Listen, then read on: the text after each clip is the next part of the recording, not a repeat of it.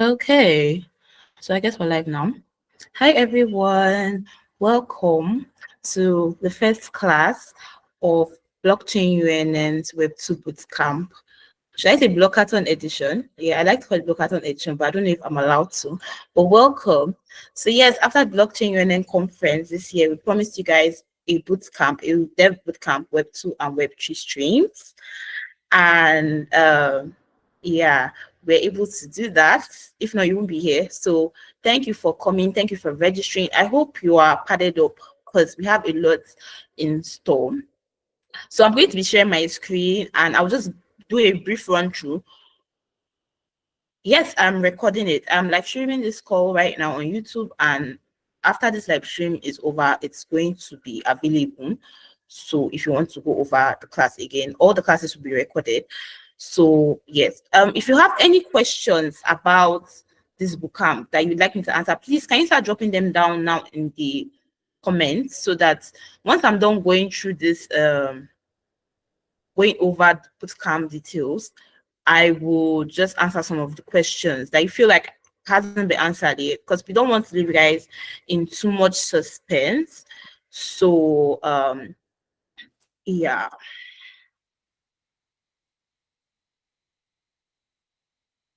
Can you see my screen?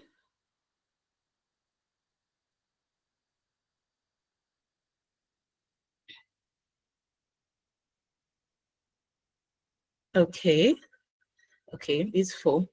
So basically, yeah, as it says here, this is a dev bootcamp. So we opened the registration 10th and gave you guys two. It was meant to be 1 week, but said let's just give 2 weeks. You know, maybe someone has been praying for 2 weeks. Let's just give 2 weeks, and then yes, now this is 24th Sunday, November, and we've started this bootcamp. And basically, there are two streams, Web 2 and Web 3. You're currently in the Web 2 stream, and I hope no one has kind of registered for Web 2 and Web 3 because it's not advisable, because each stream is quite detailed and it's a lot. So you have to even make sure that Web 2 you're dedicated to it. So basically, we'll be having our classes every 7:30 to 9:30 p.m. like this on Sundays and Tuesdays. Like when we say 7:30, we mean 7:30 on the dot. This one, I even gave you guys some grades. 7:30, the class has started. 9:30, we're done. So we want to make sure it's strict to that time and we wrap it up and everyone goes to do what they have to do. Then on Fridays, we'll be having our physical classes at the Blockchain UNN Hacker House. I hope people know where the Blockchain UNN Hacker House is. For people that are currently in Nsukka or in UNN, University of Nigeria, Nsukka, you should have an idea. If you don't have an idea, just in your spare time, hop over to our YouTube channel. You see a video that shows you directions to the Hacker House. But basically, we'll be having our classes there from 5 to 7 p.m. West African time on Fridays. And yes, people have asked me, oh, I can't join physically because I'm not in Nsukka. Yes, we understand that. But the arrangement is that the tutors are going to be there teaching you physically. So we have place this physical class because we know that it's also important to network with you know, your fellow students. So if you can come there and network, but if you can't come, the class will still be, you will still join the Google Meet. Like you can still join virtually, because everyone that is going to be in that physical class is also going to be joining virtually. We're still going to record the class as always. It's just that, you know, if you can come physically, you'll be able to, you know, meet up with other students and learn together. So that's just the difference. If you can't come virtually, physically, no problem. You can join virtually as a student. So that's just the thing. You still be taught like normal. Then basically, yeah, we're going to give you guys a project because, you know, we can't just teach you and say, okay, bye-bye. One thing about being a developer is you have to be able to build projects. And yeah, if you are starting for the first time, it's very beautiful that your first bootcamp project is with us. So why not? Also, basically, in this document, we also outline some of the curriculum summary. But if you go to our website, if you hop onto our website, you will also see these details here. But we just outline them. But yeah, and also I shared the documents. I think I might still drop the link on this chat again. I shared the document that contains more details about the curriculum, who is teaching it, the subtopics under that particular class. Oh, class 1, Introduction to Software Development. This who is teaching it. Class 2, this, and the subtopics. So you can start preparing mentally and just get prepared for the classes. So I don't know what else have I not said again. Yeah, we'll be having these classes on Google Meet. There'll be live streams to YouTube channel, so you can still go back and rewatch if you maybe want to watch something again. This is a 10-week. I think I even forgot that. This is a 10-week bootcamp. So when we say 10-week, we mean, should I say 28 days? So that means this 28 days bootcamp means, yeah, we're going to be having 28 days of classes. But then we also know that most of you here are UNN students, so at some point we might have to shift the classes. But the main thing is that there are 28 days of contact, and we don't want it to be too much. We don't want it to be too small. So we feel like that is very okay for that. Yeah, basically, I think that is basically it. We'll be telling you the assignments we'll be giving from time to time, but don't worry, it's not too much. The main thing you should prepare mentally is your project. I'm not telling you beforehand now, so you start knowing the project that you'll be working on, because after the whole boot camp you do a project, and that will be the criteria for us to know that yes, you are ready to graduate, so we'll give you your certificates and all of that. You flex it on LinkedIn, on Twitter, but yeah, you have to make sure that you do that project. But we'll still share more details about that. So that project will be like a group project that will share you in groups, and want to know how you have been able to learn to work with people and apply these concepts that you have learned. And then, yes, I think this is all for today. We'll probably introduce you on the personal project that we are giving you guys, but it's not really a project per se, it's kind of like an assignment. So as the classes are ongoing and you are learning different concepts, you'll just be learning, you'll be applying them to like a, I want to call it a portfolio. The way you say about me, go to my website, see the person's picture, all of that. So it would be something like that. But that's kind of like a long-term assignment where you're applying it. So it's kind of for your own good, because okay, you learn about HTML, you apply HTML concept. You learn about CSS, apply. You learn about something about React, apply. You learn about deploying, you apply it. So it's just like something you can use to practice with, and it's like your own portfolio. So if you want later, you can develop it and all of that. But the main project is the group project. But yeah, we will require these two projects. The main project we'll be looking at is the group project, but the personal portfolio assignment, long-term assignment, is something we want to make sure that yes, at least you have been practicing what we have been giving you. What you have been learning, you have been practicing it, all the concepts you have been learning, you have been practicing it on that personal portfolio website. So that's basically it about this bootcamp. If you have any questions, I hope you have been dropping your questions so I can answer them. And yeah, visit our website for more information. I'll drop the link to the website. I'll drop the link to the curriculum doc, the detailed curriculum doc that has, sorry, the detailed curriculum calendar that has, more details about the topics we'll be teaching. And yeah, so I don't know. Does anyone have any questions? Please, if you have questions, just drop it in the chat. Don't bother raising your hand. Just drop it in the chat.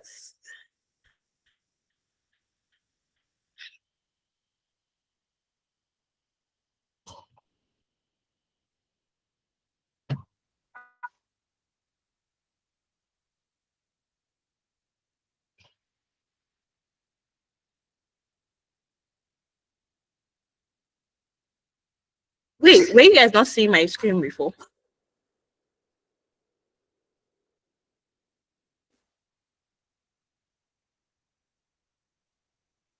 Because I'm scared. Someone said I'm now seeing your screen. Okay, so let me start reading out some of the questions you guys have asked, because time is going and I don't want to eat out of my time too much. Sorry if I've already eaten enough time. So, okay. I'll just be reading out the unique questions.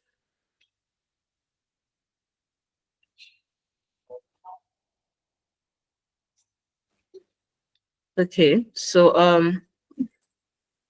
the first question I'm seeing here,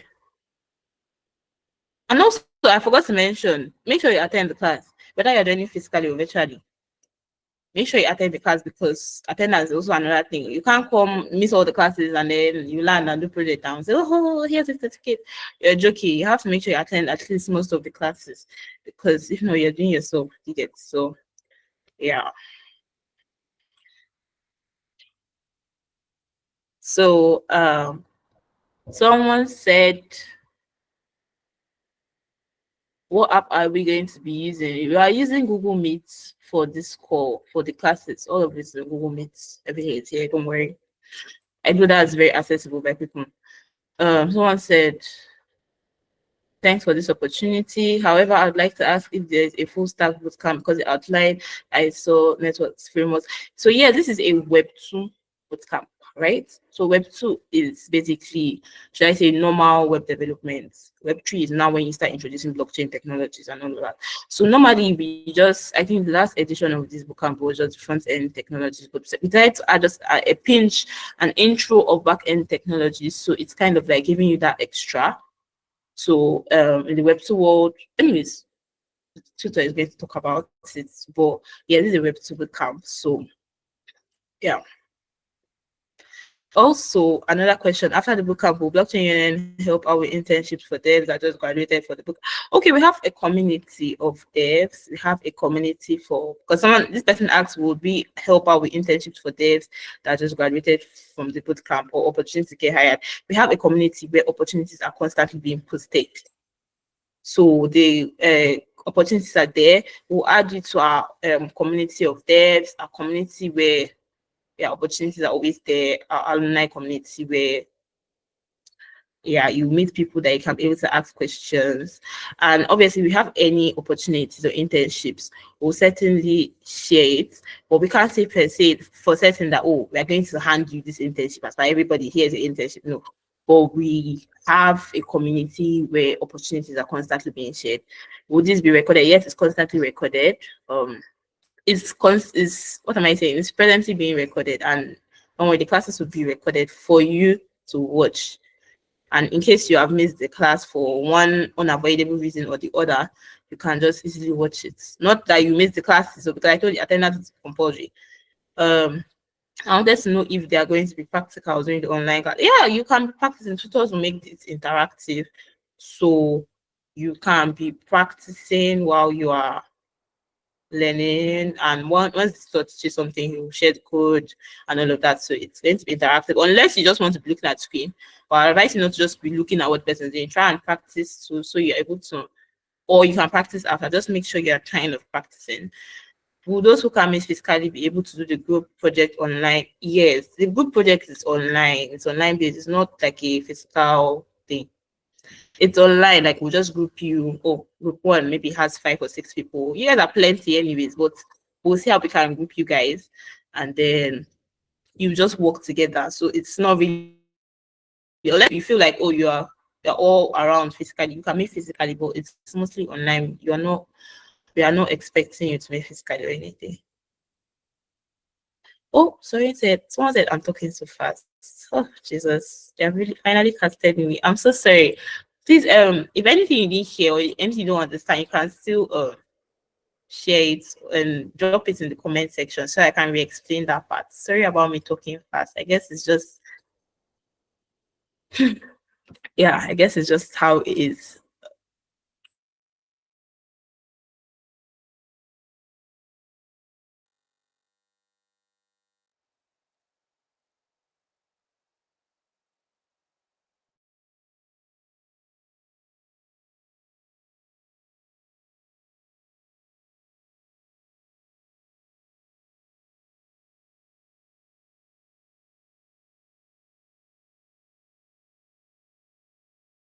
Phone for the boot camp, and which mobile app would you recommend?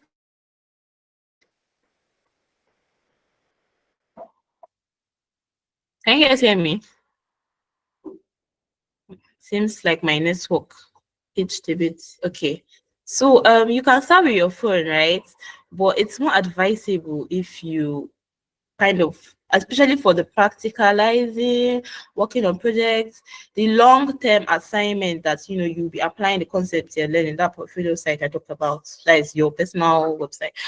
You probably have to get a laptop at some point.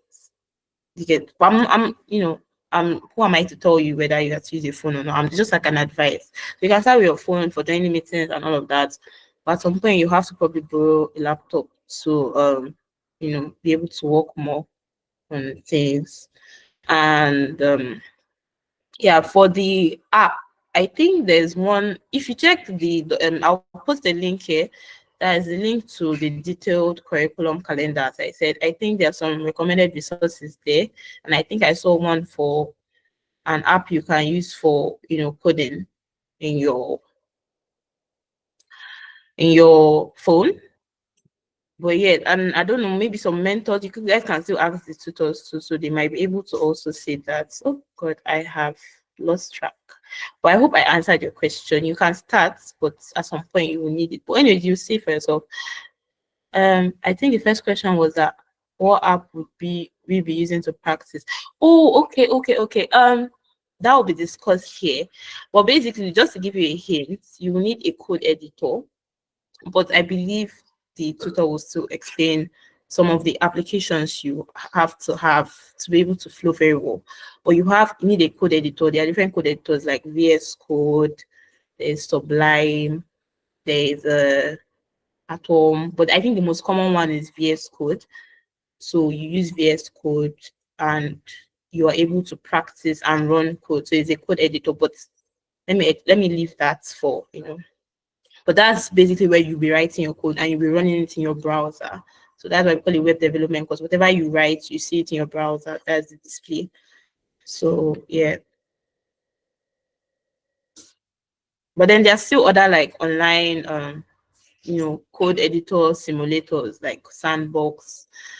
Yeah, that you can use to practice short code. But if you're trying to like write long code, then you have to use like a code editor. What do I need to participate in this? Okay, that will be answered. But you need your laptop, you need to install your code editor, and you need to come with an expecting hat. What app can I use to work? Okay, I think I've answered these questions. Code editor. Code editor is basically where you write your code. So just like where you actually write the code, then when you run it, it will display in your browser. That's what a code editor is. But that will be explained. Replit. The Replit is like I won't say a mini code editor because it's just like a simulator where you can write some short code and run it and you will see it. But if you're trying to write like long code, like let's say you're trying to build a website, you have to have a code editor where you write all the different codes, and when you run it, it will display on your browser. So Replit just maybe you write like short lines of code so you can see what is the output. Visual Studio Code is a very good example of a code editor. Thank you, Austin. Okay, was someone trying to talk? Okay, so yeah, that's basically it. Any other question will be answered when you are being introduced to web development concepts, and everything I said will still be repeated. But basically, I believe you guys kind of understood what I've said so far. So come with an expectant heights and everything, and yeah. Okay, someone said, please, is there a laptop available for practice?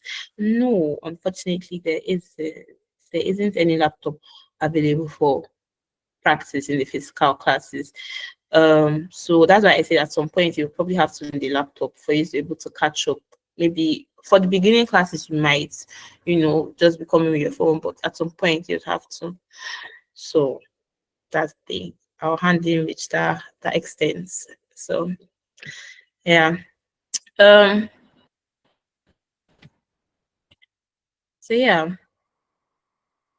I hope I've been able to answer some things. So basically, as I said, project at the end of this, you have I don't say lifelong, let me say a bootcamp long assignment. So just be practicing what you've been doing on your portfolio website. And we would love to see it. We'll definitely ask to see it because we want to see what you've been practicing. But the main projects will be the group project that you do at the end of the bootcamp. And then also endeavor to attend classes because attendance is also important. You want to make sure at least you've been attending like 70% of the classes. And this call is being recorded. So yeah, subsequent calls will be recorded. So you can be able to watch, maybe you missed the class or you want to rewatch something. I hope I've answered questions. I just hope. So yeah, how can I connect my laptop since I can't get the Google Meet? Just you don't have to download the Google Meet software. That's why we're using it. You can just go to your browser. Once I share the meeting link on the group chat, right? Just go to your browser and click the link and then it will take you to their staging where you can just join. That's basically it. So just click the link and then it takes to your browser. So yes, thank you. I think I'm going to log off a bit so the tutor for today can carry on. But yeah, thank you guys for joining in. I'll share some links in the chat, but don't mind me. So okay, Ekene, or should have I exposed you? Ekene, are you here?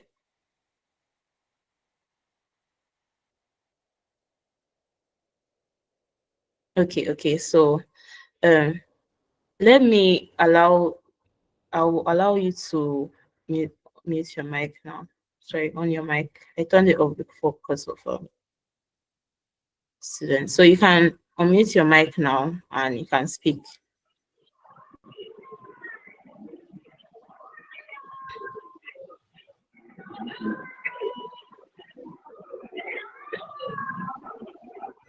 Hello, everybody.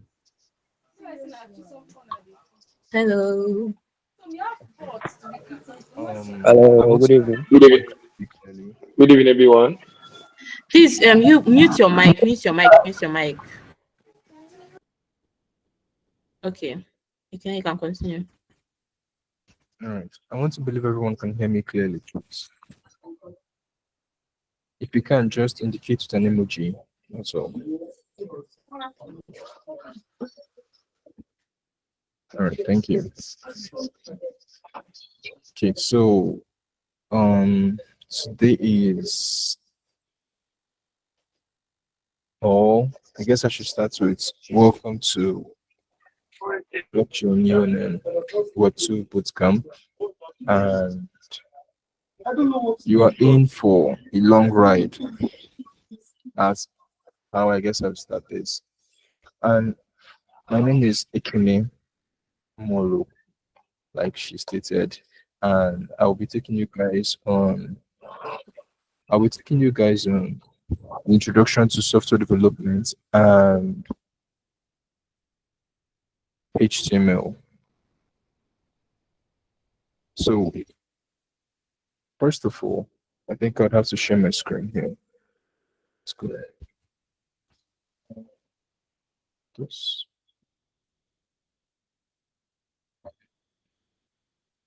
All right, so please, if you can see it, indicate.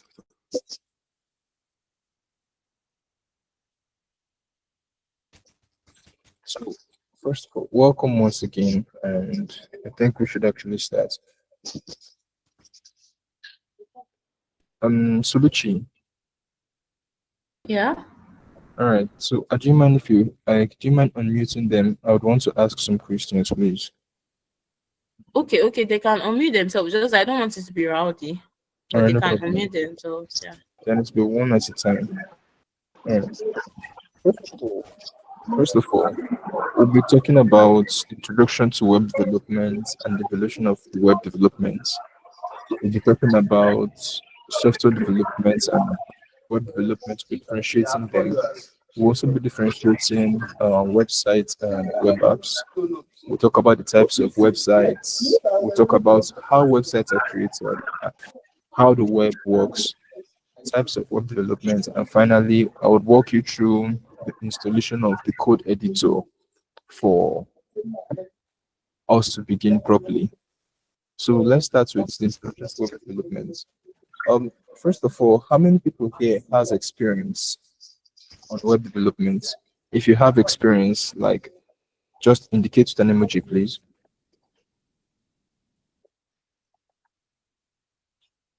Okay, that's interesting. Then how many of you here don't have any experience at all? This is your first time. If this is your first time, indicate an emoji. All right, that's okay. That's okay. So first of all, we'll be working closely with those who do not have experience. And I think I would implore you guys that have experience to be like guides to the newbies that are here. Is that okay? All right. Now, the first thing is introduction to web development. First of all, the basis of web development, like we all know, is simply the process of building and maintaining websites and web applications.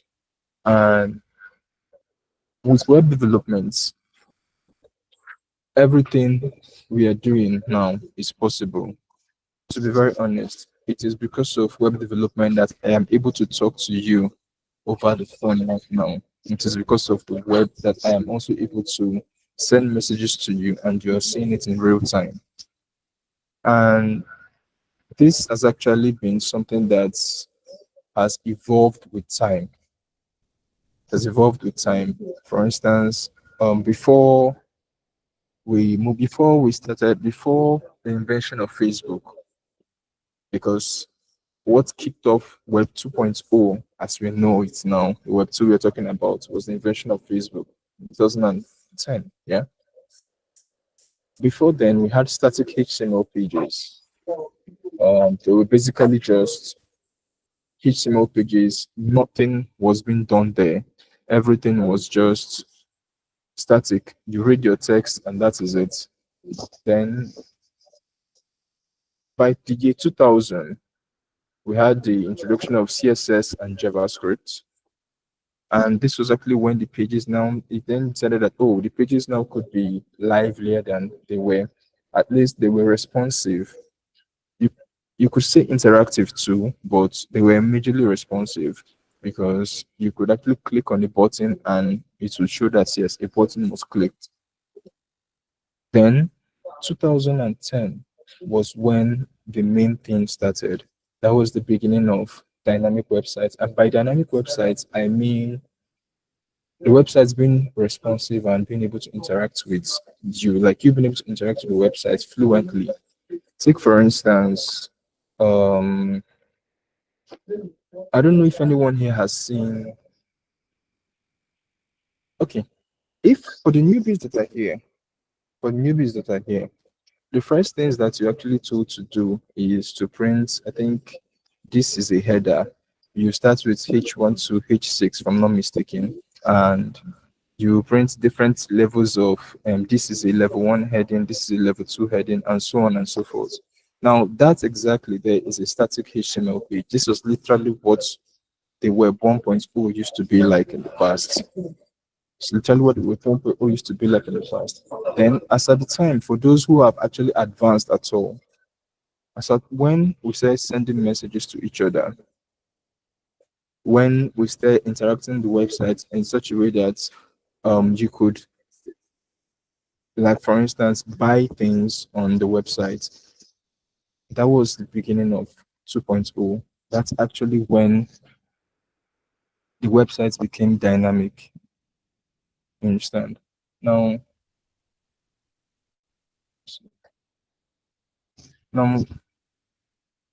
one common misconception that we do have here is basically defining the software, like saying interchanging the words web development for software development, and also websites and web apps too. So we're going to work with that first of all. Now, if you check the content calendar, it started with software development. And to be honest, it is actually a bit different from what we're going to be doing here, because we'll be focusing on web development. So I thought it would be wise enough to let you guys know the difference between the two of them. Now, your basic softwares are literally programs or that carry out instructions for you. Your WhatsApp is a software. What it does is it helps you send messages to other people. Microsoft Word is a software. You use it to create Word documents. You have Excel. You have for those that play games, you have your Call of Duty and so on and so forth. And this is actually this is like the basic of what a software is. This is like the basic of what a software is. Compared to the web development itself, the web development is basically accessible via browsers, as stated here. you cannot use a regular application to access the web except the browser is integrated into it. For instance, um, let's see, let's use Facebook, for instance. Earlier, before I think before 2015, if anyone has been on Facebook long enough, there used to be a time when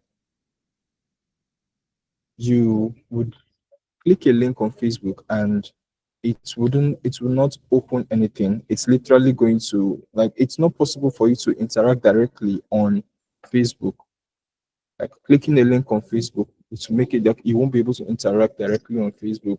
It would rather take you from Facebook to your default browser there. Um, they also, I think, which other one again? Twitter. Yeah, Twitter used to do the same thing. Um, which other social media app again? WhatsApp. No, WhatsApp is trash. Let's see. Telegram. Yes, for the tap to earn and hamster people that are here. Telegram used to do the same thing too. Now, earlier, if you have a link, when you click on it, it takes you to your web browser. But now, with the way things have evolved, clicking on it, they've integrated the whole browser engine into most of them. And if you observe, you can click on a link and it will attempt to open it on the page. Therefore, you are not leaving the page while you are browsing or while you're reading whatever article it is that you're going through, except you now actively want to move to your browser itself. This is literally what the websites do. This is literally what web apps do, to be precise. Now, we have our differences, like you said. The major differences here, softwares are platform specific. Now, when I say platform specific, most times they talk about the operating systems. WhatsApp would not. WhatsApp now runs on the web. Previously, WhatsApp did not used to run on the web. Microsoft Word now runs on the web. Previously, it did not used to run on the web. Most games actually run on mobile platforms or the desktop platforms. When I say desktop platform, I'm talking about the operating system, Windows or Mac OS, if they even have any games there at all, or specifically Windows. Now, the websites run across all devices with a browser. Literally, provided you have a browser with you, be it Firefox, be it the old Internet Explorer before it became Microsoft Edge, once you click a website, it runs on that browser that exists there. So these are like the key differences between the software development and yes, and web development. So someone who is a software developer focuses on apps majorly, while someone who is a web developer focuses on websites or web apps. The difference between websites and web apps, I've said this several times, it's just simple. Websites are like simple pages. Websites are like simple pages. For instance, let's see. Who here has used? Okay, I'm going to use this one that I know is close to home. Many of you here did this Telegram way. Many of you are sucked into this Telegram craze where you were using this hamster nonsense and so on and so forth, right?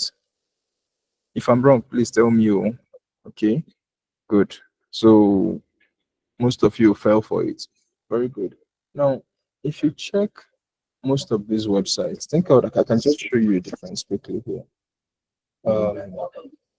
Change my screen. Stop sharing for the moment. Let's go to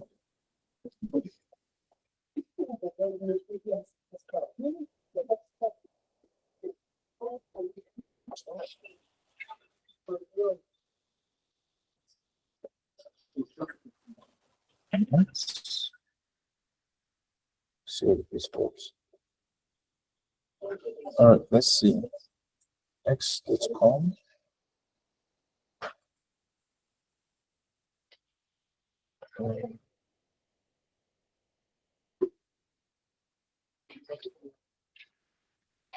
X.com. Would have something else. Let's add something else. Let's see.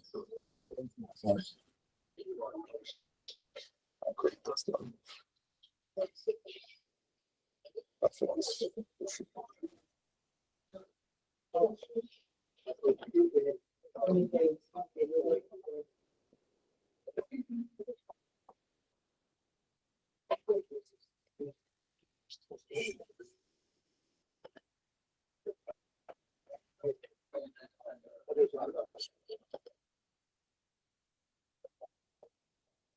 All right.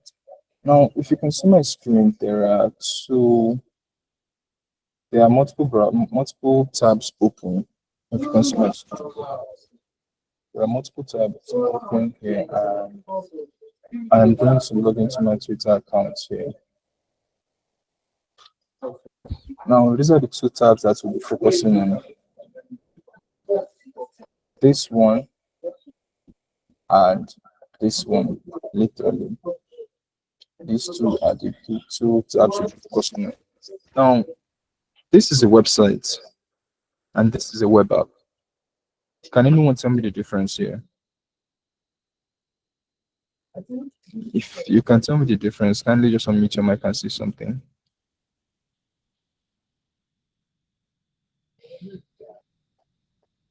Oh, Fidelia, I can't see my screen. If you can see my screen, please indicate. Oh my God, you all can't see my screen. All right.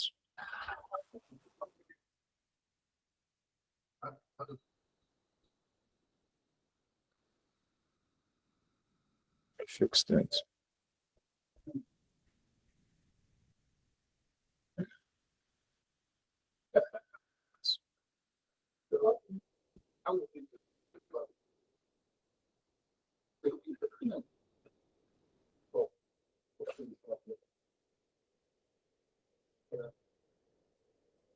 All right, is this okay now? If you can, is this okay? All right, thank you. Now, like I said, I was trying to talk about the difference between the website and the web app. Now, these two are used interchangeably most times, but they are not exactly the same thing. Now, literally, a web app is a website, but a website, not all websites are web apps. So I opened two websites here. This is Twitter, and this is Anchor Live. Oh my God! Promise. I can see your screen. I don't know, maybe it's his network. If you can't see my screen, please just log out. Is it only on my side? If you can't see my screen, indicate, please.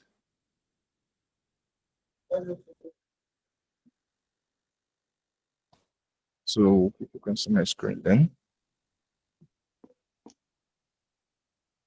All right, let's continue. For those who are here, now if you can actually tell me the difference between these two, please let me know. If you can tell me the difference, just still can't see my screen. Hello, sir.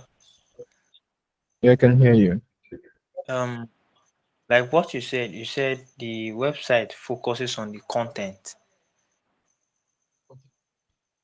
Okay. Go on. And the web app?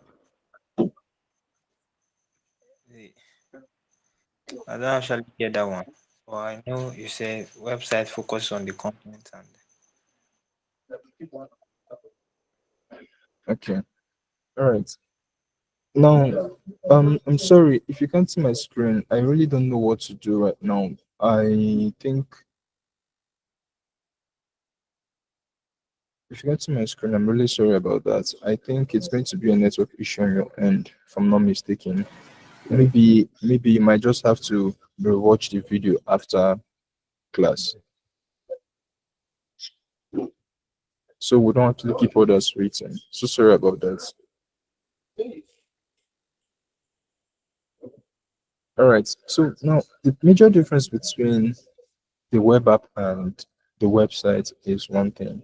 Most times, the websites are usually read only. And when I say read only, I'm talking about you don't really interact a lot with it. For instance, this particular one now can be argued to be a website because most of the things I'm doing here are just going through it. It's just giving me information about the website. Sometimes you'd see a website that is talking about the brochure of something. Sometimes you see websites that's talking about a company. You understand? Single page applications that talk about a company and so on. And these websites, as they go on, majority of them, sometimes they do have little forms there for the login and the sign up actions there. But most times they don't, like, you don't interact a lot with them. Most times you don't interact a lot with them. Now, for the web apps, to be precise, the web apps like Twitter, you interact with them. Like you, if it is something that you can actually, let's say, for instance, on Twitter, I can post comments there. Excuse me, I can post comments on Twitter. I can make a post there. I can send messages to other people. Now, these are web apps. By default, you could actually argue, we could say that they have a database. You understand that they have database, but in a way, both websites, both web apps and websites do have database there, but depending on what exactly it's being used for. Web apps majorly interact a lot with them. Let's take, for instance, you want to order something. Let's see. Hopefully this one is still working. Let's see if this is still on.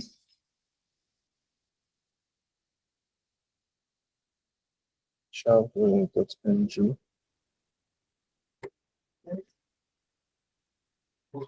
Oh, I'm guessing this website is down. Let me check something else. All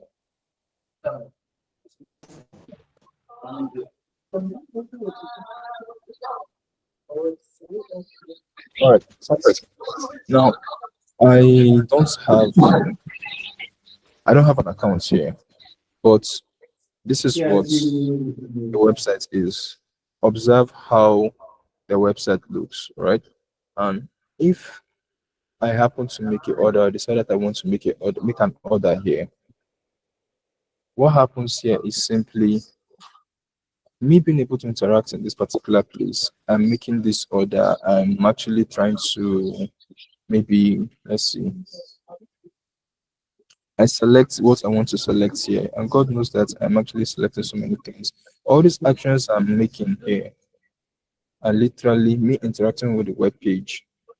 Then there is an information that has been set to the back end of the database that, oh, this person wants to make this order, bring out the list of food or that this is available here. And when it is brought out, I'm able to select the ones I want to do. So there is this sort of interaction with the website that makes it different from the regular websites here. This here is the regular website of Chowdeck. But right here, this is the web app. And to add, most times, the things you can do on the web app, you can also do it on a mobile app if the company has, or if that product or website has a mobile app. Let me give you an instance. Have you ever been to websites where they tell you install this? It does not prompt you to go to Play Store, but it tells you to just install the app directly from their website. Now, when these things happen, these are actually web apps that you are interacting with, because most times the things you do there, it also works on the mobile app too. So that's like the major difference between the website and the web app. The website is, you can say it is read only, with the exceptions of the ones that have login and sign up forms there, but they are still websites. But the web apps, you interact with them directly. Then here we have the next thing here, the types of websites. Types of websites is just simple static websites and the dynamic website. Here, for the static website, page stays the same for all users here. Now, what this means is that let me open something interesting.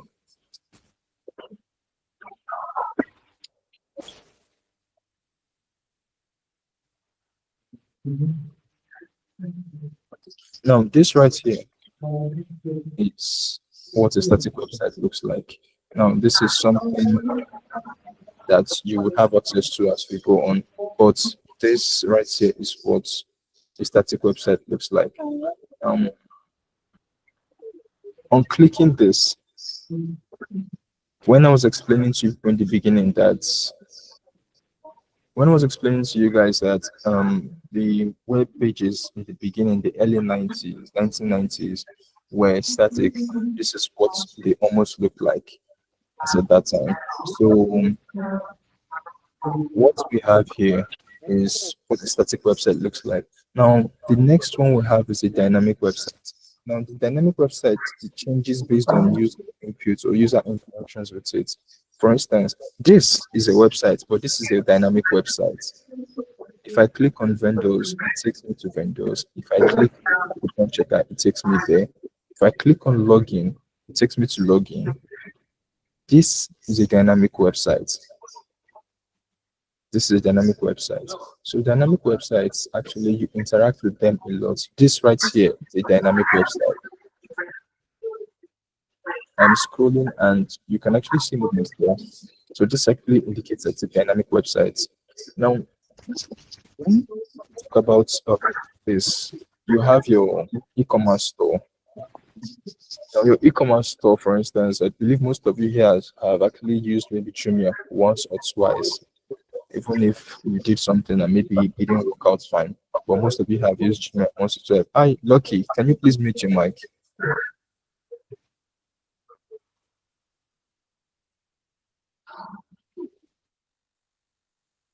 Thank you. Now, most of you here have actually used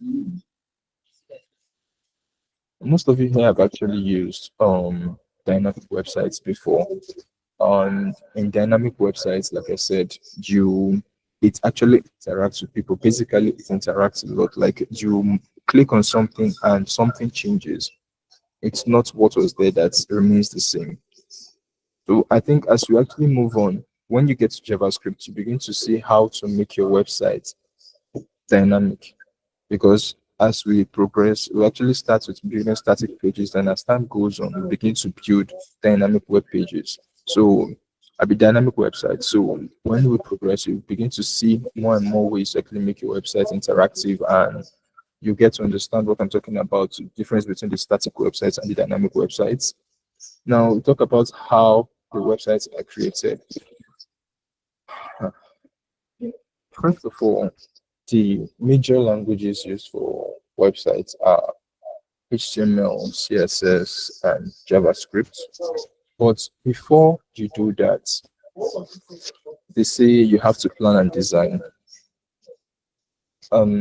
As you progress, you begin to see, you will notice that there are different parts of web development. There is the web design aspect, and there is the actual part where the main coding happens. People argue most times that HTML and CSS fall under web development because they are actually codes and so on and so forth. But most times, for me, I'd say it's actually web design, because everything about web design has to do with what you see.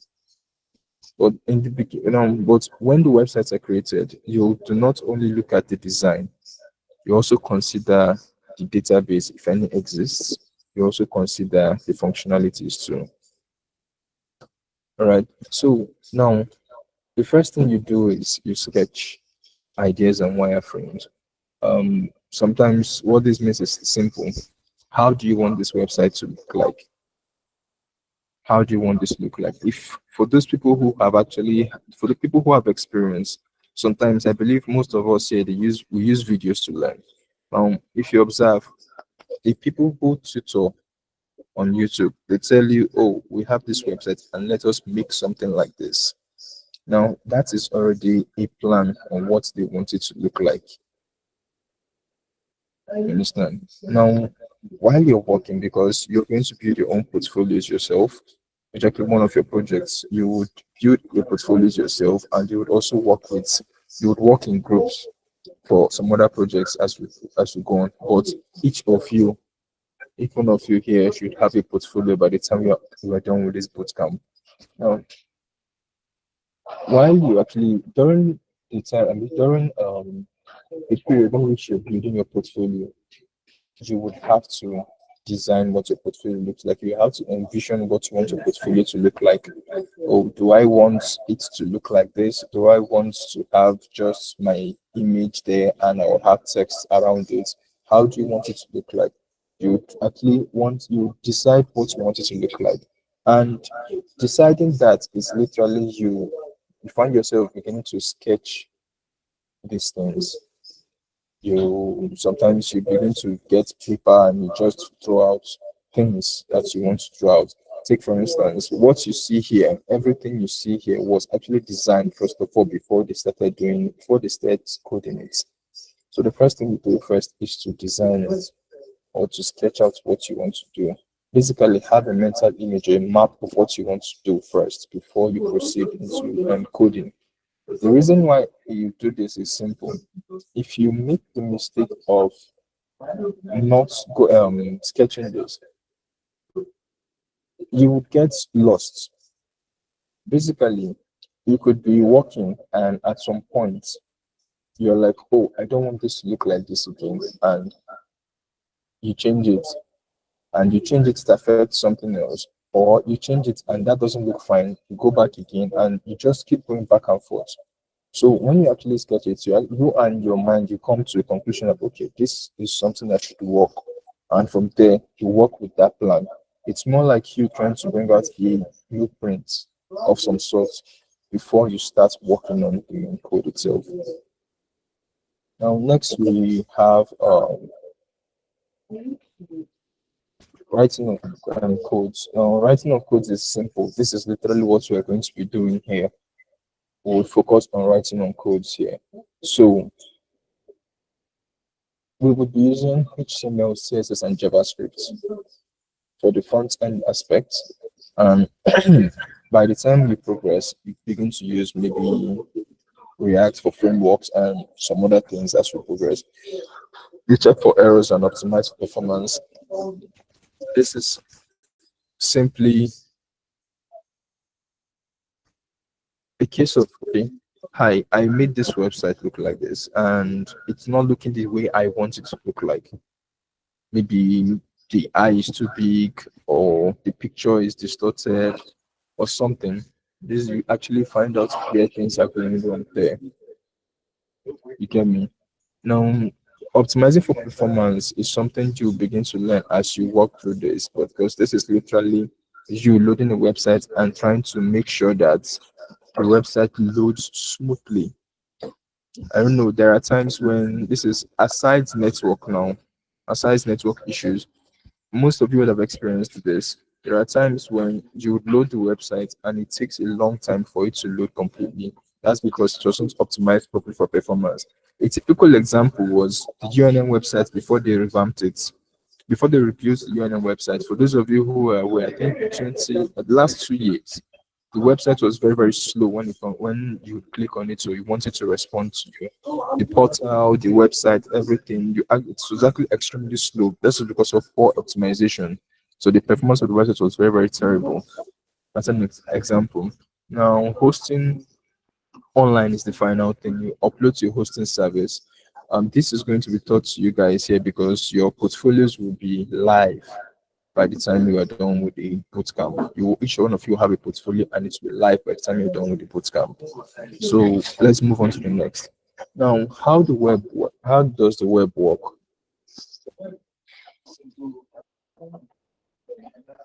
What you see on the screen, for those who can see my screen, is simply how it works.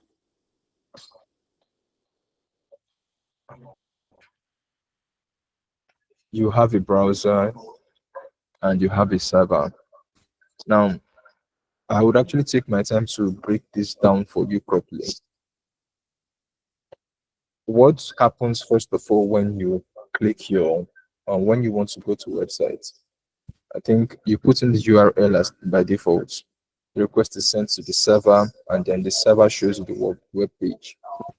Now, this is like the basic. It's a layman explanation of what it is, but we are trying to learn more about web. So I think we'd actually have to progress into how exactly it works. We'll use the jargons that will be needed if possible, and we'll need to talk about it as people who know what they are doing, not someone who is trying to teach kids here. This is just simple because they are newbies here. Um, for that reason, I brought a PDF here for this reason. Now, the people, like for if you go to your contacts calendar, towards the bottom of the contents calendar, the resources are available, and I tried to make sure this PDF was also available there. I think about 2 people or 3 already have access to the PDF as I'm speaking to you, but it's open for everyone to have access to it. Here, when you put up when you actually load your website, if you know how the phone works, when you make a call, I will use the phone analogy. When you make a call, it does not go directly to the person you're actually calling. Like it doesn't go directly to caller A, does not go directly to caller B. It actually hits certain places before it gets to caller B. Now the same thing happens with the website. The way the website works now is simple. When you visit the website, yes, you have access to the PDF. It's in the resource section. When you visit a website, the web server holding the site could be anywhere in the world. Take for instance, you do not know where Google, like their web server, you don't know where their servers are, but yet when you hit google.com, it loads up. Take for instance, let's see, those who are in UNEC, I believe you guys also have access to, you guys also use the same website as we do, like the same UNN website. Now, you are in UNEC and you do not have access, you are not in UNN, but when you type unn.edu.ng, it loads up the UNN website. This is because the servers are actually here. Or maybe they could even be in another place, they might not even be here. You understand me? Now, the web server is simply a computer itself. To be honest, servers can be argued to be computers, but they perform a lot more better than computers. Most times, if you go online to browse for the pictures of servers, you will see big machines. And while you could say those things are servers too, they are not like, these are not the basic of what it looks like. The basic server could literally be your laptop if you're using one. The most basic way server could be your laptop if you're using one. I'll give you a basic explanation of what a server is.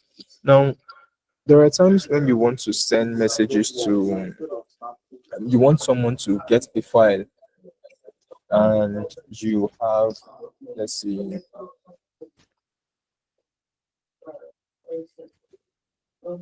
you have it on your Google Drive. Now, assume that Google itself does not exist. Assume that Google itself does not exist, but you have a particular storage device on your laptop, or your device, or your phone, where if this person has access to it, he can remotely get that file. This is literally what a server is like. Another example is simply the connection between 2 people. For those who still use Zenga, when you are sending files to people, obviously, I don't know how old most of you here are, but I don't know how well you guys use Zenda too. There used to be a time when if you had access to someone's, if you connect to someone's Zenda, once there's a connection made, you can see the person's app. Like you can see the music files that are there and so on and so forth. And all you just need to do is to request for permission, and you can download these apps even without the person sending it to you. There is no way for me to replay this. There's no way for me to show you the example, because this is actually something that has happened, but I think it was discontinued because of privacy issues. But the concept of servers is basically, I have this device on my phone. I have this device. I have this resource on my phone. I have this resource on my laptop, and someone else is requesting for it. The person does not have to know where I am, but all the person just needs to do is to have access to my server, and the person will be able to get the files. That is as simple as it works. Yeah, someone said he saw it during the 2015 app version.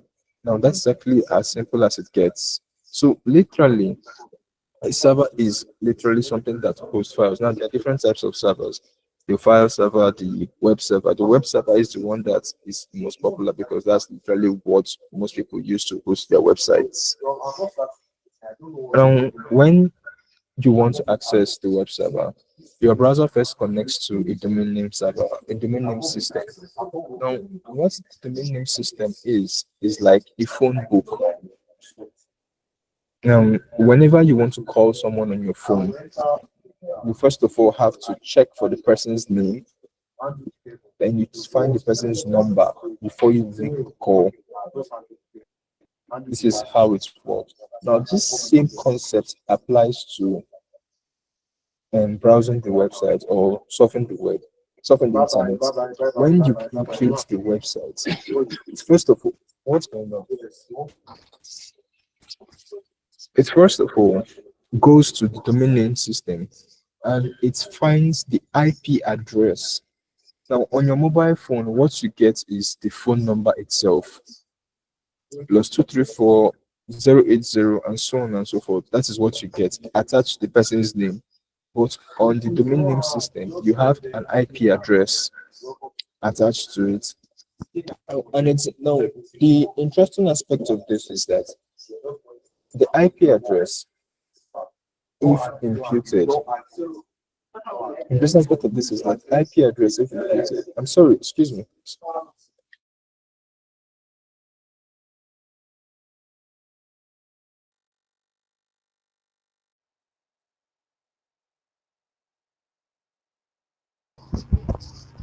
All right, sorry for that. What we're saying is the IP address itself is equivalent to your phone book, and just like you can call somebody without having to without having to remember the name. Let's say, for instance, most of you here know your parents' number offhand. Most of you here know your parents' number offhand, and you can call their line without having to even impute the name. That same way, you can also access the website with the IP address without imputing the names. That's the way you can access the website just without imputing the name. So literally, you can access google.com with the IP address of google.com without imputing google.com, and it's going to work. So this is as simple as it gets. When you go there, the domain name system then checks to confirm if this website is available. They check the name and check the IP address that is attached to. The same way you go to your phone and you search for this particular name, you search the name, then you get the number that is attached to it. And if it exists, it takes you to the website, and then you can now receive the information you want to receive from there.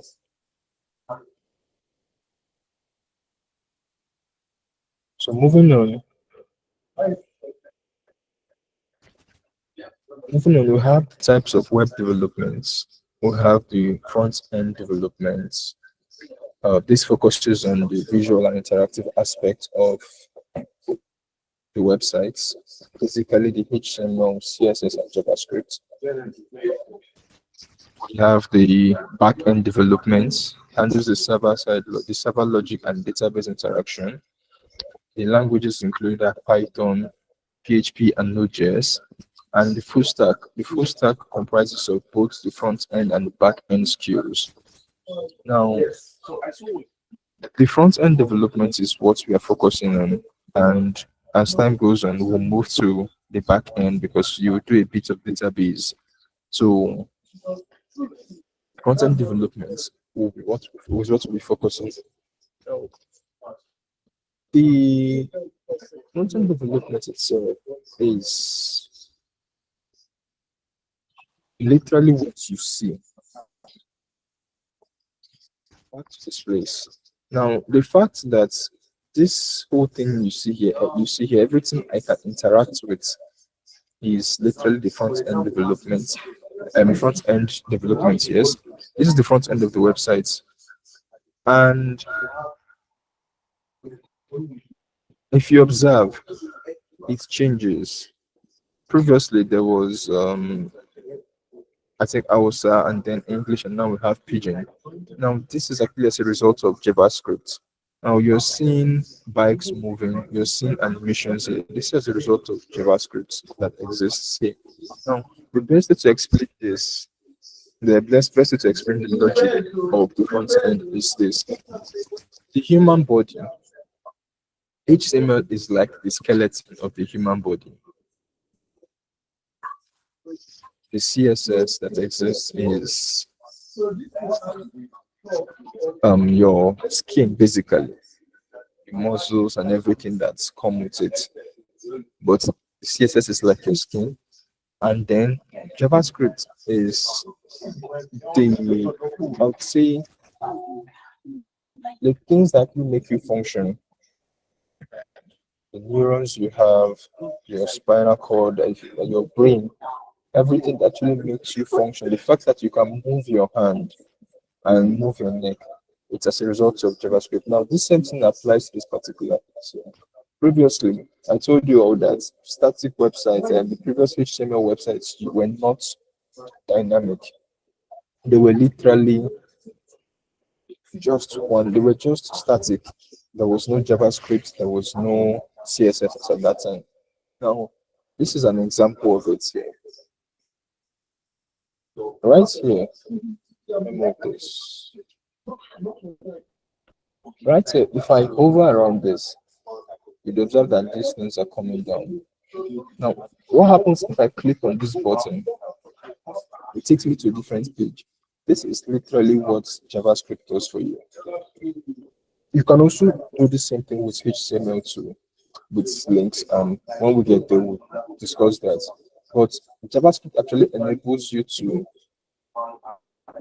let's make an order quickly. Oh, the order I made is still here. Now, while I'm actually, now, if I click on place order, nothing is working. Let me try to add another pack here.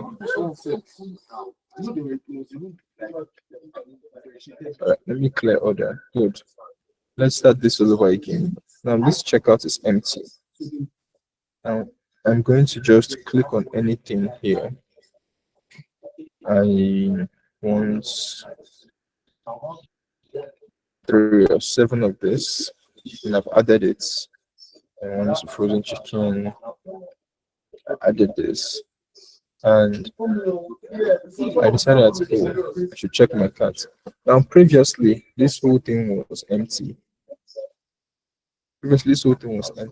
But it was because of JavaScript that I was able to click on this, and each thing I click on, let's make this 10 or 12. Each thing, if I click on this and I add it, I see it here, frozen chicken, right here. You see the number 12. So it's because of JavaScript that is possible. It is also because of JavaScript that if I click on place order, it prompts me to sign in. It's because of JavaScript.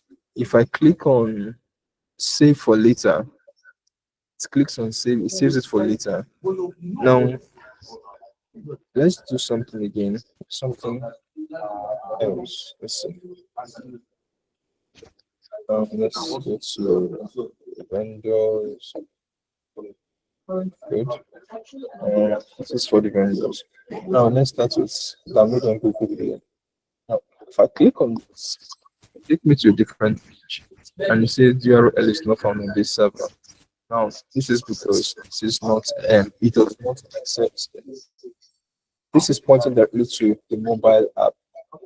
It's supposed to display here, and I actually have no idea as to why this is not displaying here. But this is supposed to point me to the mobile app by default. I'm meant to be able to download this directly on my phone. But this is what it looks like when I click on Google Play Store, and this is what it looks like. Let's look for the child here. Child deck. Yes, child deck, and now we have the app here. This is where it was supposed to take us to. I have no idea as to why it did not connect completely. But on clicking on download on Google Play, I was supposed to come directly to this place. But now that we have this, everything I'm able to do here, installing this and it's installing like it's loading like this is as a result of JavaScript. So JavaScript actually enables the functionality of the website. The fact that you type in something and you send a message, it's actually because of JavaScript. The database itself is just used for storing things, storing information and details about people. For instance, the child deck, for everybody that registers here, they have a database of their users. So the database is used for things like that, and basically used for storing things. But JavaScript enables the functionality of the website. Basically, if I'm actually to do this and I say, oh, let me click on this, sometimes you have access to a website and they tell you, oh, and let's see, I think I've seen something like that before. Let me see if I can recreate it quickly.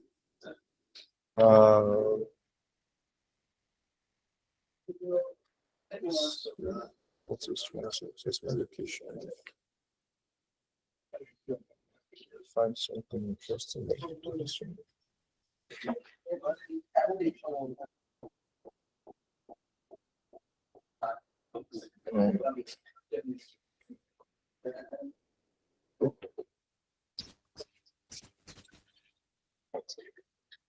Let me see this. Good. This that is appearing here now, the fact that this appeared here, this particular session, where my cursor is, this particular session here, the fact that it appears here is because of JavaScript. Sometimes you actually click on something, they tell you something like this appears and says you cannot do this. For those as on the computers, if it's on your phone, it comes out as a different shape. But when you click on something, it prompts this way, like it comes out this way. Oh, that this is actually let's see, they call it a modal. So you actually click on it and it displays something. It's usually used to pass information to whoever it is that, or to it's used to pass information based on what you are trying to interact with. You understand? Based on what you're trying to interact with. So the functionality of it is literally JavaScript. Now, CSS aspect is literally the design, the beauty of the website. Everything you see here on this website, the fact that this website is beautiful was as a result of CSS. The fact that this website is the way it looks is as a result of CSS. And let me see if I can produce the raw HTML file. Is this going to work?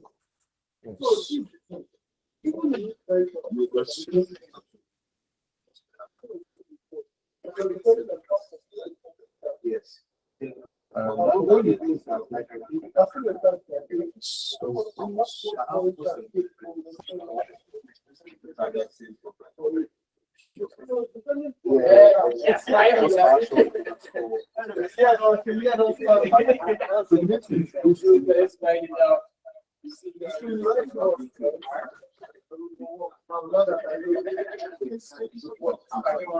Sorry about the noise. I'm really, really sorry.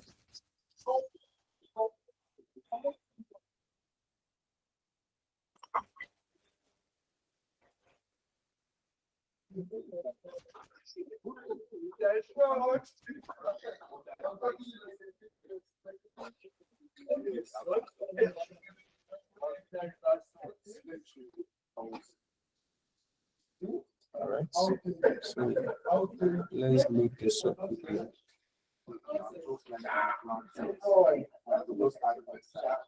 Now, this right here is literally what the web page looks like with only HTML, and you can see how terrible it looks.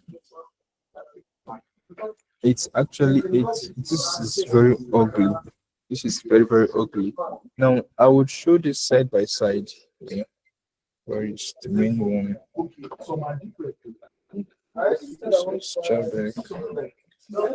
Still not perfect. Now I will show this side by side, and if you can see my screen, clearly, you'd observe that here, if you can see my screen, you observe that have you eaten is right here. Have you eaten is right here. You don't chow is here. And what follows next is shield John here. What's supposed to follow next is this. And so on and so forth. Now it's like basically, but this is literally what the behind the scenes of this beautiful thing you see here looks like. So the CSS itself helps with two things, to be honest: to beautify the page, number one, and number two, most importantly, it helps with the layout. Now the layout in this case, I'm talking about the way the screen looks. Now this is the HTML page. This is what it looks like when it's open. This is when it is in full screen. Now this is what it looks like. You observe that there is no difference at all. It's almost as if nothing is happening. It's just the way it was. You observe that it's static, but the same does not happen here. Notice how this whole thing expanded to fit the screen. If I minimize,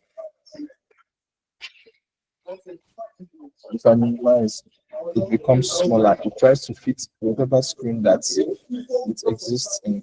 So this is as a result of CSS. This right here is as a result of CSS. So what you see here right now is the functionality of CSS. What you see on this, the functionality of CSS, that this is this way is because of CSS. Now observe this particular page, this one's here from stories. Observe this. If I expand this, observe that the stories have now moved in a row with 3 columns each. But when I reduced the size previously, it was all just in 1 column and 3 rows. So this is actually as a result of CSS. So CSS also enables that it specifies the layout of the page to be responsive. JavaScript is interaction, like functionality, and you interacting with it. CSS is responsiveness. By responsiveness, even down to your phones. Sometimes you observe that you can switch your website, your phone. You can switch your website from the mobile view to desktop view. This is actually what CSS does for you. That's, oh, this is what it should look like on a mobile phone. Now the way it looks like here is not how it will look like on a mobile phone, and I can show you this quickly. Let's inspect this and come here. Now, dimensions responsive. This is what it's going to look like on iPhone SE. This is what the page literally looks like. You can, anyone who uses an iPhone can confirm this here. This is what it looks like. Now, this is what it looks like on the Samsung S20 Ultra. Observe how everything is the same. Observe how the mobile view is way different. When I say way different, I mean way different from the desktop view. This is a different view by 2. And you observe how it is different from when it was full screen.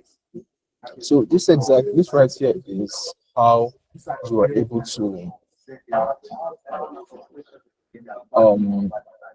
make a website more beautiful. Again, I'll say it again, the HTML is the layout of the website, which is what I opened here. The This is the HTML. It's actually very ugly, to be honest. It's usually very, very ugly, but it's the backbone of the website, is the layout of it. Before you start building anything, before you start designing, you have to have the HTML code first. Then the next thing is the CSS. Then what follows is JavaScript. JavaScript is simply for functionality, so that as you interact with the website, this actually works. JavaScript is not just it doesn't just happen on the website, even on your phones. The fact that as time goes on, maybe when you guys progress and you decide to focus on JavaScript work, you notice that there are calculators out there that are built by purely HTML and JavaScript, and you would not know, because everything functions perfectly. The HTML and CSS, you can imagine how it is done for those who are not new to web design. But this JavaScript aspect is the reason why you press 1 on your calculator and it appears on the screen. JavaScript is the reason why you do the addition and the subtraction and it works perfectly. Now, I should also add one thing. HTML and CSS, they are both not programming languages. JavaScript is a programming language, but HTML and CSS are not programming languages, and this is because of one thing: they don't hold variables, and you can't see two things actually. They don't hold variables. They don't hold variables, and you can't look through data with them. HTML doesn't hold variables, and you also cannot look through data with them. So that being said, we'll be moving on to the next part. Now, the next one here from our to-do list is actually Visual Studio Code installation and configuration. Now, like my partner said in the beginning, my colleague, like she said it's advisable to use a laptop and the phone. Like the phone is recommended too, but they should advise this laptop. I'll be honest with you. If you're going to be serious here, you'd actually need to find a way to get a laptop. I'll be honest with you. I think it would be unfair to yourself if you do this thing with your phone, because you are learning, it's going to be stressful, and even with your phone, it's going to be double stress. Secondly, as you progress, you begin to work with other people, and you begin to use things like terminal, you begin to use things like GitHub and so on. And you also need to collaborate with people. You would not be using your phone to do things like that. I'm not saying it might not be possible. I have never tried this before, but I would say that it is stressful, very, very stressful. So if you can find a way to borrow a laptop, please do for this. Now we'll be moving to the installation of Visual Studio Code. I would actually walk you guys through it. Yes, it is possible. It is seriously stressful. Said by possible. All right. Now we'll move to the installation of Visual Studio Code. Attached to the setup, attached to the recommended resources for students in the content calendar. I believe everyone here has access to the content calendar because it was in the documents that was sent, the bootcamp curriculum. Link to the content calendar was actually sent there. But if you don't have access to it, I'll be sure that this will send to you guys. Now, the Visual Studio Code, you simply just have to install it. And for those who are available, if you can work, for those who have it with us, who have their laptops on and are following this, if you can follow this now, I think it will be perfect. If you click on the content calendar, Visual Studio Code there, it takes you directly to the website. And here, what you want to do is simply download for Windows.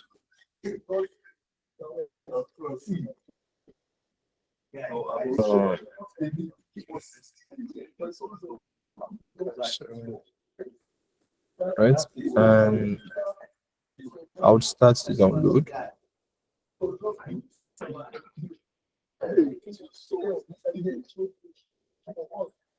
All right, mind you, I already have the Visual Studio Code installed on my laptop, but I just want to show you guys how to download it. I will delete the file as soon as I'm done. Now, I would open it.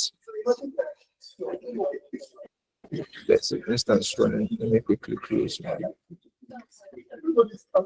So,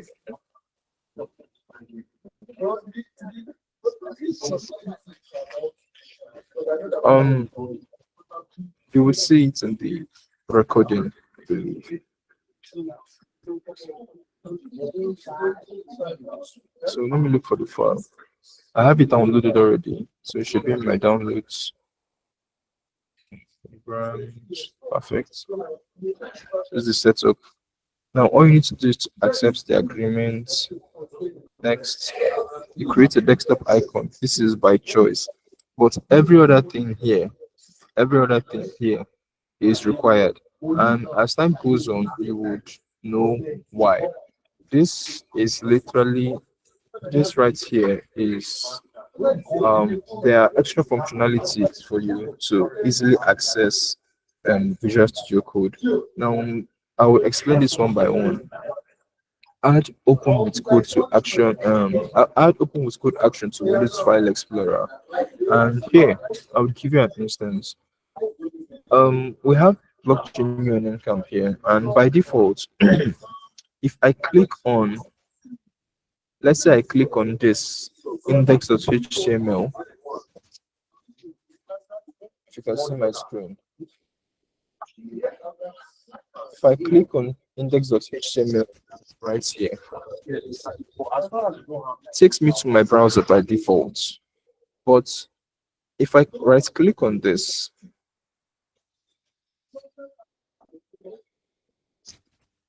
zoom in again.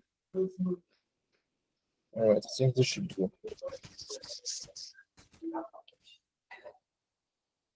All right, now if I right click on this instead,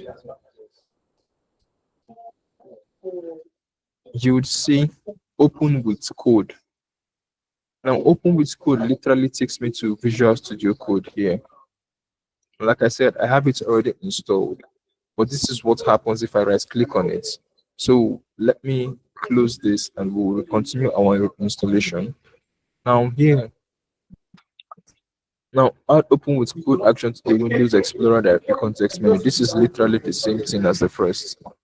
Sorry, Soluchi, please can you see my screen?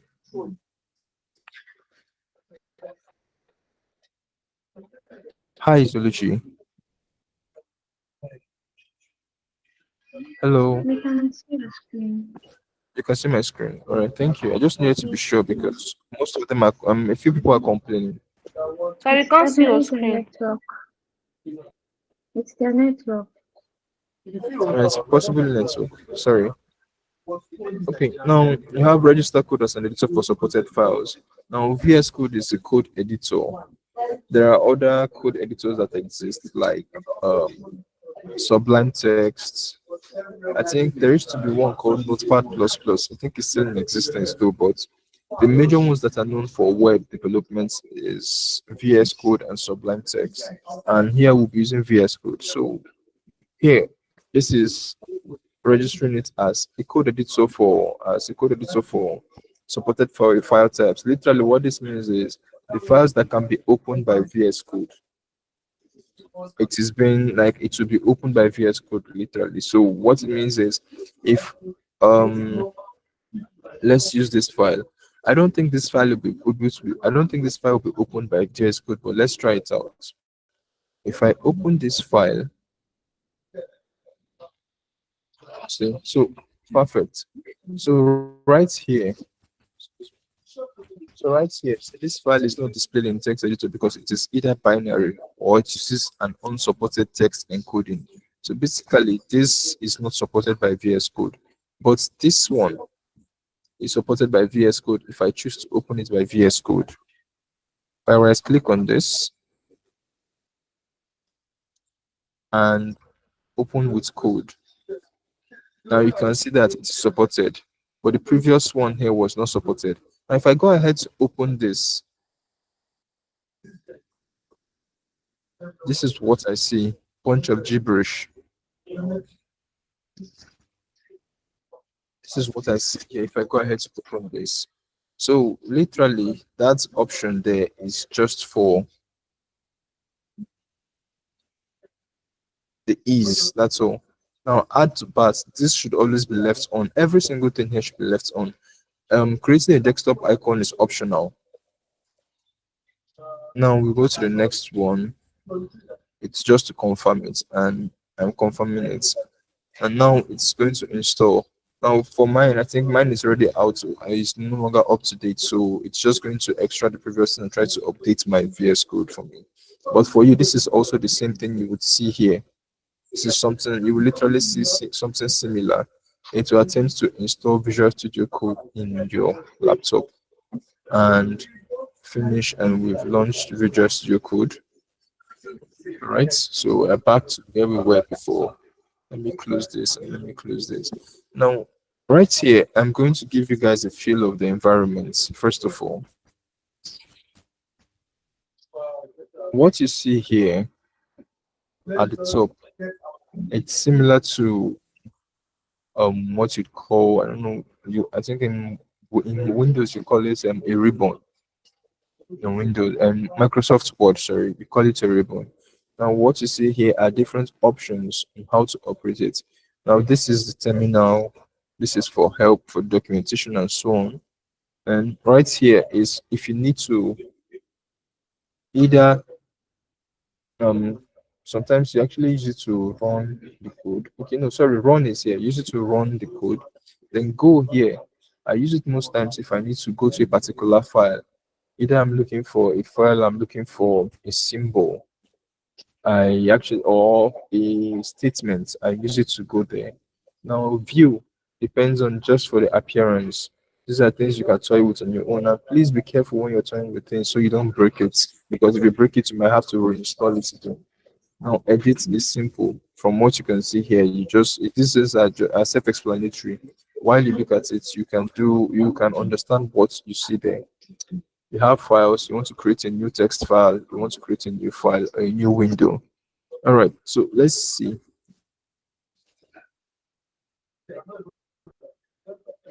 Let's see if we can create a new file here. And I don't want it to be a text file. Let me try. Hello.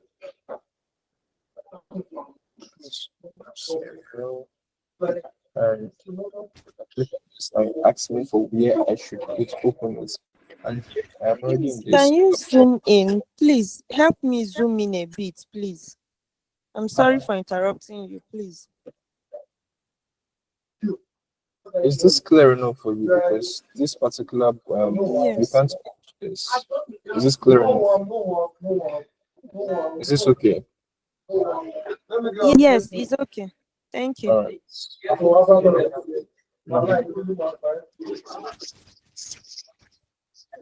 If I click on create a file, oh sorry, it's supposed to be here. Click on create a file. Now I have a file opened.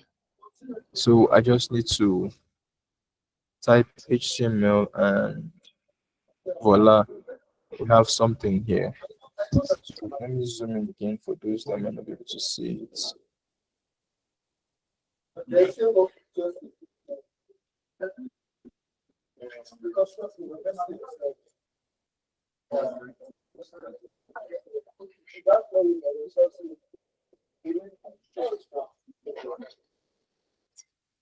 Surprisingly, I feel like okay.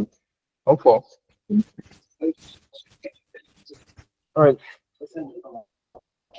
Surprisingly, it seems like mine is actually stopped, so I will not be able to zoom in right now. Probably in the next class, I would fix this for you people, so you guys will be able to see it clearly. All right. So this is what it looks like by default. And I will not go further into this because we still have other classes to handle, and when we go into the next class we will do this. So here Right here we have the editors. Now what you have here are usually list of files or folders that are open, and you can access folders if you want to. Now let's take for instance, I have a bunch of HTML and CSS examples here from the PDF, and I select this folder. And when I do that, I can see that there are multiple folders here. I'm clicking on this. I have this example. I have this. I have this. If I click on this, I have this. I have this. I have this. So literally, open the folder here. Now this at the previous text that was displayed there was opening a new folder. This one with this one most times just tend to open files, but here you sort of open a new folder. Now when you come down to the outline, now outline just talks about the different tags or how the codes how the code is arranged. Yeah. How the code is arranged in the sense that it shows your it sort of shows something like a heading. If you've ever used in Microsoft Word, for instance, you could see something like an outline where it shows something like a table of contents. Yes, thank you. I'll use table of contents for this instance, even though it's not exactly the same thing. But right here, it shows me the HTML aspect, which is this one. Then here, it shows me the header of this. It shows me the title, and so on and so forth. And now this is the body. So for each of the tags that are there, it sort of like tries to show me, okay, this is where it is and this is where it is located. And if you observe, anytime I click on it, there is this little highlight, that this little rectangle that covers that particular page, that particular line. Move this out so you're able to see it. Now for each one I click on, there's a little thing that sort of covers it. If you can view it here, you see a little rectangle here for each one I click on.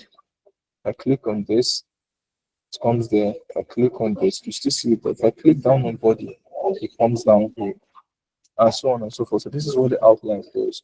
Now we'll focus on the next one here. Search. Search is when you search for texts that you want to replace. Maybe you let's say find something like plants, and you want to replace it with something else. Let's look for plants, and I should replace it with crops.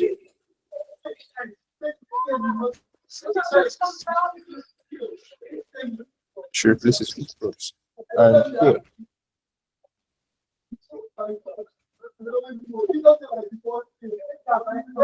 if I do this, every occurrence of plants, because right here there is plants here, in some other places there are also plants there. If I do this, replace all three occurrences, it changes. Now right here it changes to this stuff has changed to crops. The text here will move from plants to crops. Next thing we have here is the source control. Now this is not really necessary for now.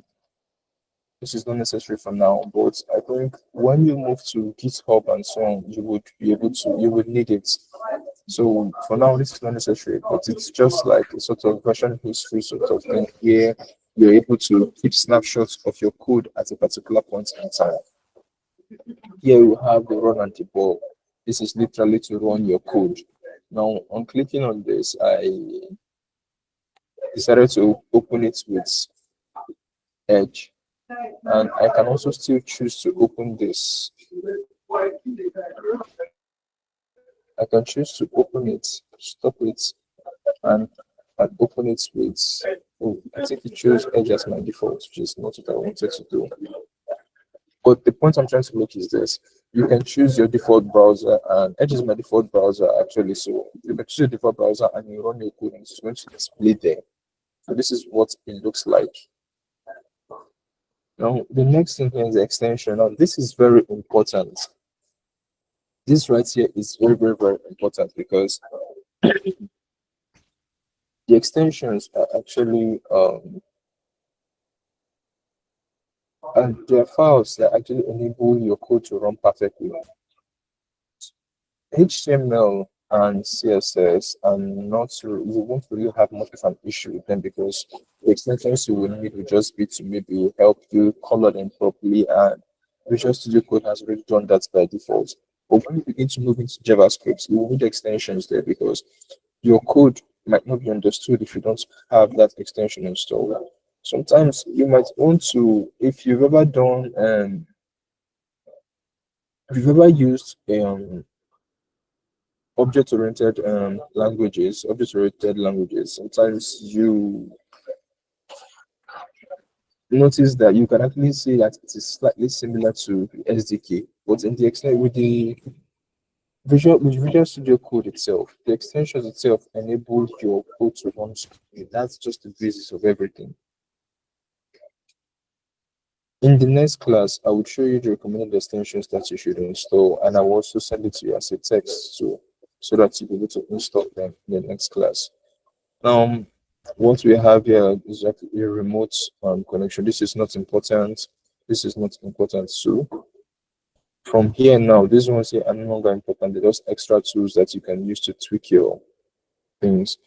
Here, to create an account, I think it's also important that you connect your Visual Studio Code to your GitHub. This is to make things easy and less stressful for you as you move on. And this is your settings. You can change the settings you need to change. I would actually implore every one of you to go to YouTube if you do not know how to use this, because I can't cover everything here. Or if any of you to go to YouTube just to know how to do the installation and the basic things that need to be installed in Visual Studio Code. So I will implore you guys to do that. And if you have issues, please do well to send me a message on WhatsApp. I'm happy on WhatsApp. And now we'll move to the final thing on the slide. To be honest, the final thing on the slide says things to avoid. And this, I can't stress this enough. I cannot stress this enough. Yes, ChatGPT is wonderful. I'm not going to deny it. It actually helps a lot. I use it a lot too. But I don't recommend it for people who are new into programming. I do not recommend it majorly because of the fact that it makes you lazy. It makes it difficult for you to be able to do research on your own. With ChatGPT, you would not be able to, if you have an issue, most times it just gives you the answer without explain and gives you the explanation, but you don't really understand why. And at times, as you progress, you might get to a point where it's not giving you what you want to do, and you don't even know how to explain what you want to do. Sometimes you might not even know what you're looking for. I've been there, and it's actually terrible. I really messed up because of it. So I would not advise you to use ChatGPT for any reason. Just go online before anything at all. Be sure to connect with everybody. Do your own research. The steps I would advise you to actually take is, if you have an issue, first of all, do your own research. Go online, browse about it, find a solution to it. If you don't find a solution to it, there's a community already, and there are already people who have an idea of what to do. Now, bring it out and let these people know that, oh, I'm having this issue. This is what I need to do. This is what I want. This is what I wanted to do, and this is what I have tried. Now, if they don't find a solution to it, you ask the people who are the tutors that are available. If they still don't find a solution to it, which I think is unlikely, you can now ask ChatGPT. But I'll be honest with you, do not let ChatGPT not be your go-to place first before you talk to any other person. Always do your own research, try to solve it yourself, and tell people this is what you have done before you proceed. Right, so now that being said, I would actually round up with this. First of all, let me go to the resources, because there are interesting things in the resource section. This is your Web2 with content calendar, and we've covered this. Now, Here you have an idea of what to expect. Some of them have not been filled up yet, but they'll be filled up as time goes on.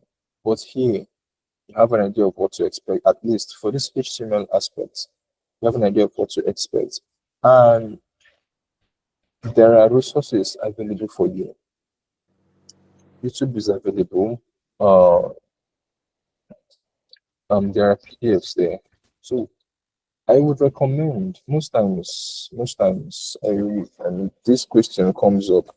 I say, what is the best way to learn? Say, should you watch videos or should you read the docs? Now, being honest with you, I'm a visual learner. I prefer to learn by watching, but I've come to understand that the videos I watch most times, they tell you this is how to do this. They don't tell you why it happens this way. You understand? So for that very reason, it makes it a bit difficult, because for me, I'd like to know why this is moving this way. Why don't I try it this way? What happens if I do it this way? So I think it's actually perfect due to read it up, because this is like, it's something that is very, very important. Reading the documents that they, you might not have to go to the actual documentation of the code or the language or whatever it is. You might not have to go there, but find a PDF, or you ask around the community for a PDF, and you'd find one that's going to recommend it for you. Find one that is going to do the work for you. Literally, let's see. Here in the resources, there is one PDF that is here.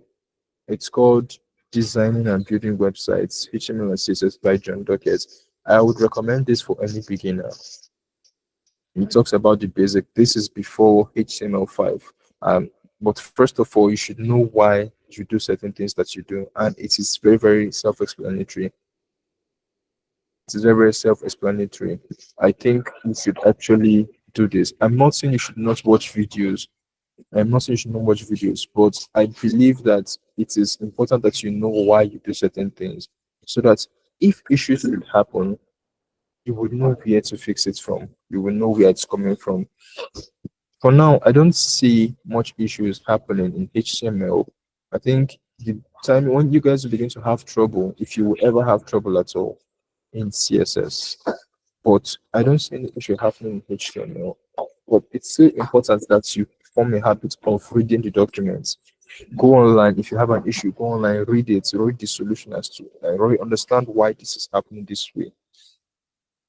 Now, there are other videos that here. There is Angela Yu Bootcamp video materials. I think this one can be downloaded. You can download this video. If you click on the link, it will take you to a new tab. And right here, it's in mega.nz folder. So I think it's possible to download this. Oh, wow. Hi, Soluchi, can you say this? Hi. Yeah. Yeah. Okay, So, it seems it's not available. I'll probably remove that. all right. So, take your time to go through the resources, please. And if you don't see anyone available, please indicate, let us know. Now, the first three here, 1, 2, 3, are very important. Like, they are like the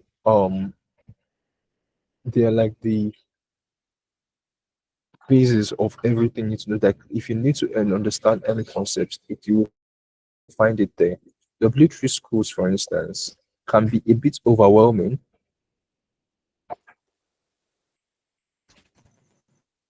W3 schools, for instance, can be a bit overwhelming, but in the end, let me open it.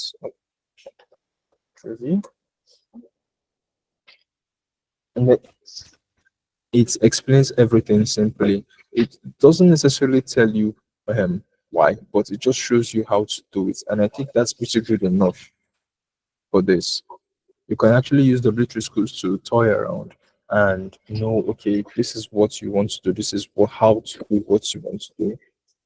You have Free Code Camp. Free Code Camp is also another good place to go to. Camp is also another good place to go to. Ambition for beginners. I think there should be a video attached to this somewhere. If it's not here, then it might be on YouTube or something. But they usually have a very long video for things like this. Now we have the next one here is the PDF I asked you for. I requested. I pointed out. On this PDF, this is it right here. It is what I'm going to be using to tutor you guys.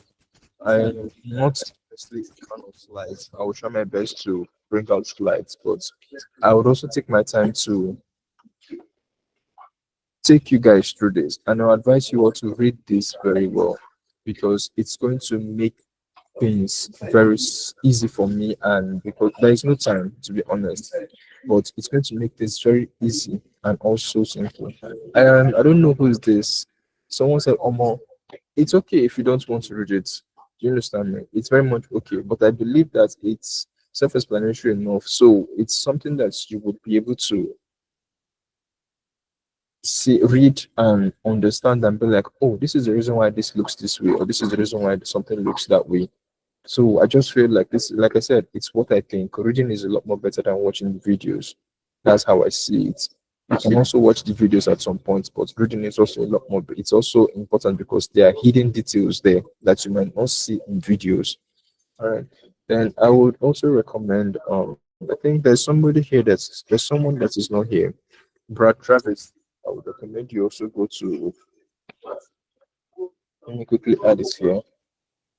Brad Travis. He has a very good YouTube Hi. channel. Sorry to interrupt. I have like 6 more minutes to the end of the first one. Okay, I would. I'm not sure if the call would cut off because it's scheduled. Oh. So. Oh, I see. I will round up now. All right, then finally we have airports. Now this is something that you would. This is something that you would use in the future when you begin to go into JavaScript. It covers all the programming languages that are used for web, to be precise, and it has almost all their syntax there. So you can use it for a point of reference if you're looking for something and you can't find it, or you want to understand how something works, or so just you want to know how to use it, you can use it. It's a bit overwhelming, but with time you get used to it. So DevDocs is also another important website that you can also use. So that is all I have to say. Again, thank you very much. If you will reach me, I think I forgot to drop my number there, but I should just drop it here. Share this.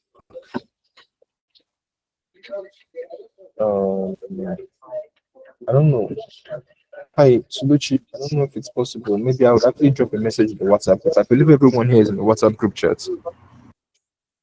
Yes, you can also share it on the WhatsApp group. All right, so I would actually share my contact in the WhatsApp group chat. If you have any issues, you reach out to me. And welcome once again to Blockchain Union Web2 Bootcamp. Is there still time to take questions? For those that could not see my screen, I really apologize for. I don't know. Nigeria happened, I guess, or network happened. I don't know. But I believe everything is going to be okay. The recording should be there. And if you don't understand anything, just feel free to send me a message online. All right. So are there any questions? We still have like 4 minutes before the call ends. So maybe I just have 2 minutes to go and we'll end the call. Solochi, is that okay? Sure, no problem. All right. Thank you. All right. So any question?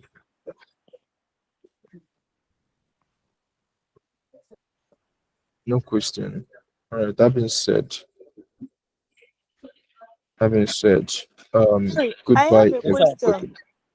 Sorry. I have a question. All right. My question is, good evening, everyone. Hello, can you hear me?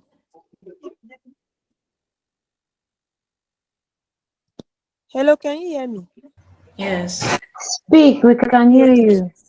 My question is, like I want if I want to open my code in a Google this thing, that's a kind of to view it in Google Chrome. It will take me to Edge, which I don't like that Edge is taking me to. I don't know how to make that Chrome my Okay. this thing. Let me do that. Let me show you quickly. Let me stand up my screen. Let me share my screen again. Let me share. All right. What you do? Can you see my screen? No, Oh my god. it's not showing. All right.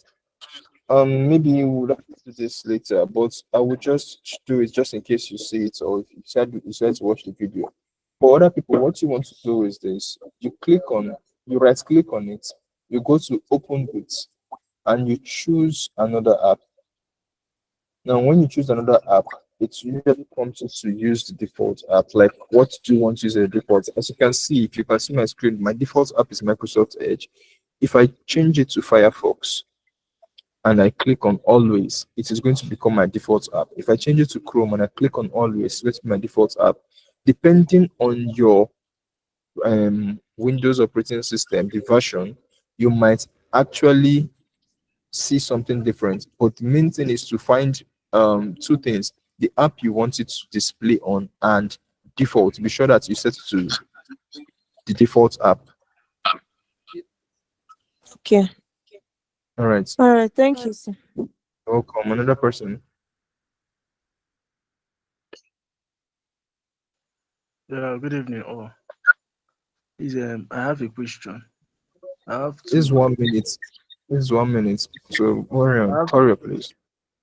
The first is I can't get access to the link that you talked about installing those apps. I use a VS Code. I don't know whether that one is okay. Yeah, VS Code is actually the app you're meant to use. It's the software you're meant to use. Okay, it's the app. Oh, yes. No. I was Then talking to people about the who are tools. okay. Go on. Okay, about the tools. Like I was asking question about tools that we are going to be using.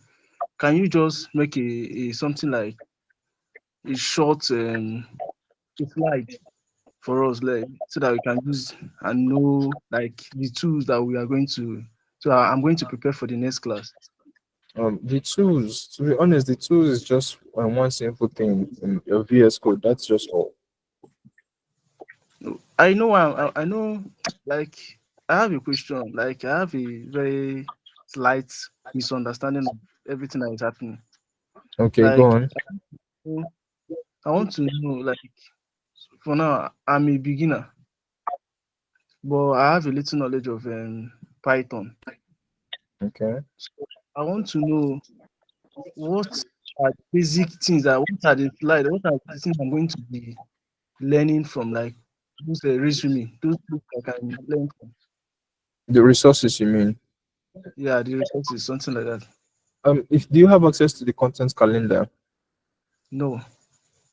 If you have access, the link will be shared in the group chat. You would go to the bottom It's on and the you would see group the chat resources. already. All right, thank you. I can't. So, Can you finish?